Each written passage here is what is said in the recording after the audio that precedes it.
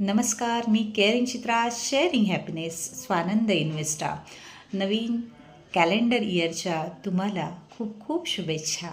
तुमची जी सेविंग आहे, तुम्ही जे इन्व्हेस्टमेंट करताय, तुमचे जे कष्टाचे पैसे आहेत त्याच्यातून तुम्ही इन्व्हेस्टमेंट करताय, ती इन्व्हेस्टमेंट करताना नक्की कोणती काळजी घ्यायला हवी याविषयी एक सविस्तर व्हिडिओ मी बनवलेला आहे.